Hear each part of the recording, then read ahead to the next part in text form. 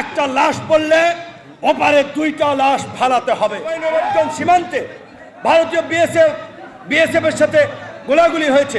আমাদের বিভিন্ন স্থানে আপনারা দেখেছেন সীমান্তে তারা কাটা তারের বেড়া দেওয়ার অপচেষ্টা করছে, শূন্য রেখা বরাবর এসে যাচ্ছে।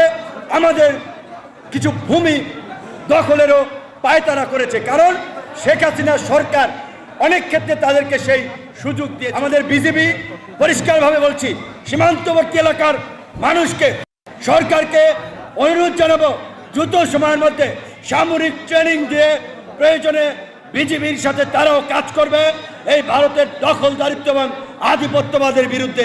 সেই ব্যবস্থা সরকারকে করতে হবে। আমাদের দেশের একটা লাশ পড়লে ওপারে দুইটা লাশ ফালাতে হবে। এই মানুষ অনেক রক্ত দিয়েছে। ভারতকে বলতে চাই, আমরা যুদ্ধ চাই না, আমরা বন্ধুত্ব চাই, আমরা খারাপ সম্পর্ক চাই না, আমরা ভালো সম্পর্ক চাই। কিন্তু আপনাদের যে আচরণ সেটা বন্ধুত্বের নিদর্শন দেখা যাচ্ছে না।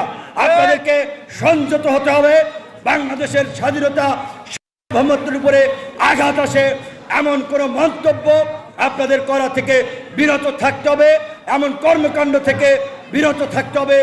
কিন্তু আমাদের কাছ থেকে পরিষ্কার বার্তা, আমরা বেঁচে থাকতে এই দেশের 18 কোটি মানুষ, এই দেশের 1 ইঞ্চি জমিও ভারতকে দখল করতে দিবে না। দিল্লি না ঢাকা।